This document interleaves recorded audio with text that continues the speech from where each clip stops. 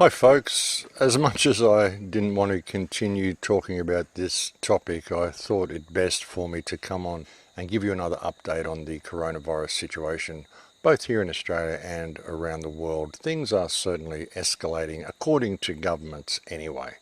They are certainly escalating the propaganda, folks, and if there's people out there who have not yet figured out that this coronavirus pandemic is completely fake, well, I don't know, you must be living under a rock or just buying into what the mainstream is telling you. But there is no indication at all that this is a real pandemic, folks. What this is a means and a methodology that the governments of the world are using to usher in their New World Order police state. That's what they're doing. If you look at reports coming from China, such as this one that I've got on the screen here, the reports coming from China say that the virus is reducing, the amount of infected people is decreasing, but of course China is now closing its borders because it doesn't want people that may be infected coming back in. You know, but it talks about how well they were able to contain the virus, blah blah blah. All propaganda, folks. Of course, now that the stage has been set, they're starting to pull down their hospitals and sort of put it all back the way it was, folks, because they've already got rid of their dissidents. And that's what I think they were doing in China. I think they were rounding up dissidents. But they've already set the stage for the world to go in the direction that they want. And so now, of course, they're pulling down the props and sets that they use to do it. And I question a lot of this stuff, folks. A lot of the videos that we saw come out of China of police brutality and stuff like that, how often are people able to film police performing things like that in China? And if they are, how are they able to get the videos out? We're told that the internet is very suppressed in China, so how is all this information getting out on video for we in the West to look at it? The videos that I saw, that I even showed you, of houses being locked down, barricades being put in front of houses, and people having their front doors welded shut, I also have to question whether these were simply set up. You know, we do have a lot of ghost cities in China. How hard would it be to bring in a couple of thousand crisis actors and just put up a film set and set up whatever propaganda scenario you wanted to set up? I'm not saying that's what happened, but how hard would it be to do that, especially looking at the response in the West to this coronavirus outbreak? Like I said, the numbers are dropping in China. If you look at what's going on here in Australia, they're just pushing it as far as they can, folks. Coronavirus would kill 21,000 Australians and slash 42 billion off the GDP if the country was hit by a mild outbreak, shock study finds. You know, they really are pushing it to the people, folks. Masks on everybody. People in hospital, yeah, just pushing it and pushing it and pushing it as much as they can. Coronavirus cases climbed to 40 in Australia. It was interesting, the other day I said that we might expect to see an outbreak in Perth, and then the first death in Australia was in Perth. That was right on cue. That was like within an hour of me posting that video as well. A bit of insect noise, folks. Sorry about that. It's that time of the day. But they're really pushing it here in Australia, and they're talking about now the virus has begun to spread, what next? And they're urged to stop shaking hands. They're urged to do all sorts of things, folks. Sports and entertainment could be stopped. We're going to get increasing cases now. We've got to start. We've got the start of the epidemic now. So they're really trying to push it. But I don't think it's inevitable, blah, blah, blah. Tracking down patients, folks. And look at this. This is the health minister. I'm not sure if that's anyone I would want to be trusting with my health. I really don't. Someone calling dogs outside, folks. I'm sorry about that. Coronavirus in the UK. Coronavirus in the UK rises to 51 cases in the UK, we're being told. Again, paranoia, paranoia, paranoia. UK government admits outbreak increasingly serious as number of cases rises and plan for extra mortuary space revealed. Coronavirus categorised as highest level of emergency by NHS England. Coronavirus, 15 key points from Boris Johnson's UK battle. This is what we're seeing everywhere, folks. And like I said, the numbers are actually decreasing in China. So why are they pushing it the way they are? And it's ridiculous, folks, to ridiculous extremes. You know, someone in an office tested positive, so now they're closing the travel office. Scots children are being encouraged to do the coronavirus handshake to prevent spreading the disease. We've even had situations, folks. There was something that I posted on Facebook earlier.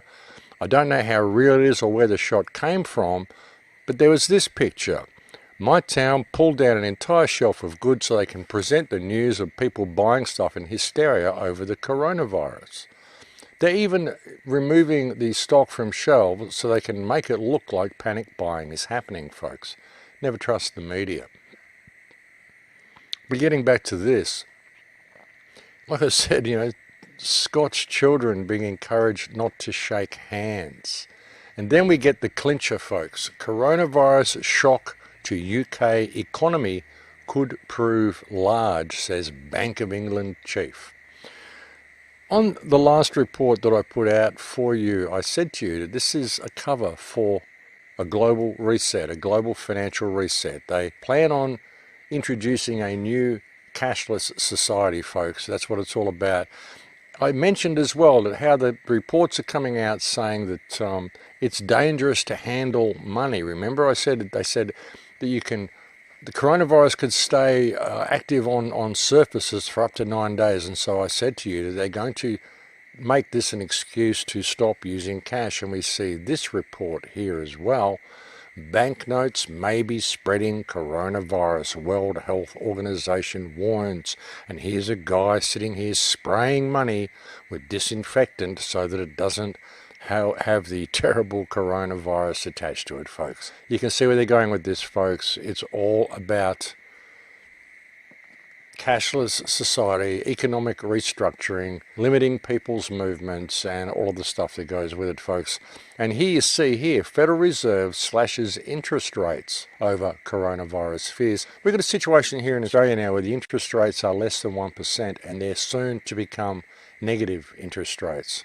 When they become negative interest rates, that's when you start paying the bank to hold your money for you, which is why you shouldn't be holding any money in the bank, folks. You should be taking your money out of the bank and buying gold, turning it into hard assets, not keeping it in the bank. They are set to introduce this $10,000 cash limit here in Australia because they want people locked into the banking system for when they introduce negative interest rates.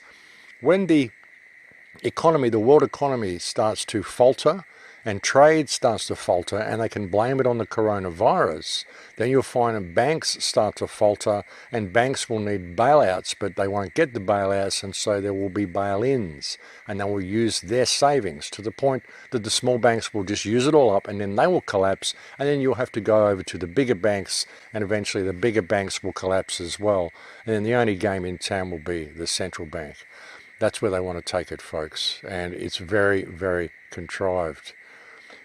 And another thing that they've been talking about since last year is this, which is an interesting program as well. When you couple this into what they're doing with coronavirus and what they're doing with the suggestion of mandatory vaccines, ID 2020 and partners launch a program to provide digital ID with vaccines. This is what they want to do, folks. The ID 2020 Alliance. 89% of the children do not have identification. They're making out like they're doing it to help human rights, folks, like exactly the opposite of everything they're saying. Have a look at this. You look at they've got a manifesto. The Alliance partners share the belief that identity is a human right and that individuals must have ownership over their own identity. Sounds wonderful, doesn't it? Identity is a human right. Have a listen to this. The ability to prove one's identity is a fundamental and universal human right. We live in a digital era. Individuals need a trusted, verifiable way to prove who they are, both in the physical world and online. Over 1 billion people are unable to prove their identity. How terrible for them, folks. Some, including refugees, the stateless and other marginalised groups, rely on national identification system is impossible. They make it sound like it's all to do with human rights. We believe that individuals must have control over their own digital identities, including how personal data is collected. I agree too, folks, which means that we should not be allowing this type of digital ID to be put in place, because I believe it is a fundamental and universal human right to be able to protect your identity.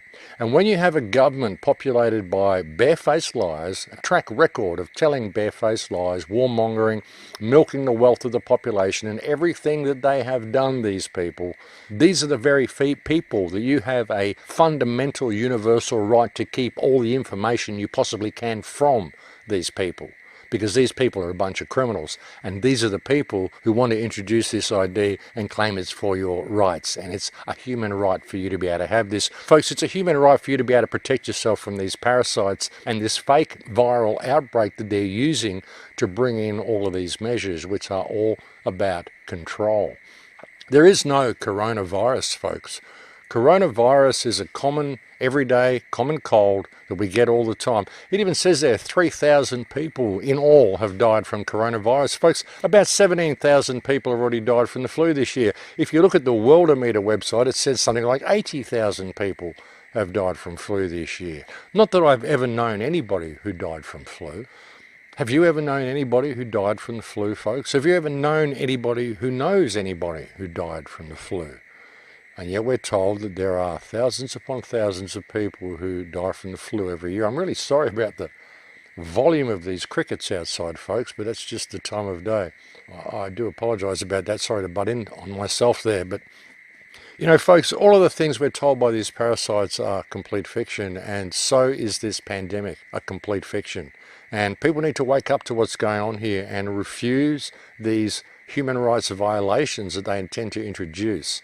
This whole thing has been a scam to introduce their police state. It gives them an excuse to lock down the financial system, say it's due to faltering trade, due to this terrible virus. It gives them an excuse to wipe out cash due to this terrible virus. It gives them an excuse to give everybody a universal ID because we need to know who's been vaccinated, because there may be a carrier out there, and without herd immunisation, then we're not going to get anywhere. Herd immunisation. I mean, think about that term, folks. Do you really want to be part of the herd, part of the cattle? And immunisation is completely outrageous anyway. Just look at the last report that I did on this. I spoke about the fact that immunisation has actually had the effect of weaponising common diseases. So this is next level stuff, folks. And this is the stuff they've had planned for a while. And they're going to continue pushing it if the people out there in the world and in society do not wake up to themselves and do not spread information and share information to the people around them about what's really going on here, folks, because we cannot let this happen. We cannot let them roll this out to completion. You know, if you look at it correctly, it's really a huge opportunity for us to get this information to the rest of the world and to the people around us, because it's so obvious that they're just completely full of shit with this whole thing, folks. There is no coronavirus. There is no worldwide pandemic. This whole thing has been a scam. It's been planned for a very long time. So yeah, that's about what I wanted to share with you today, folks. Just pay attention to what's happening here. Don't buy into the fear. Don't buy into the panic buying and all the stuff they want you to do. It's a complete joke, folks. The media's pushing it. They're not telling you the truth, and neither is the government. And these are the last people you should be trusting. But that's about all I want to bring you today. I'll get back to some more normal topics soon, I hope, folks. There's a lot of other stuff I want to share with you. I want to get back and talk about history a little bit. I also want to do a special report on the Port Arthur massacre and also on pedophilia that is happening in this country. I am preparing a couple of reports that I want to bring you on that, but it may take me a little bit of time to put them together. But I will bring you another report as soon as I'm able. Thank you for listening to this one and sharing this time with me today. I'll look forward to speaking to you again soon.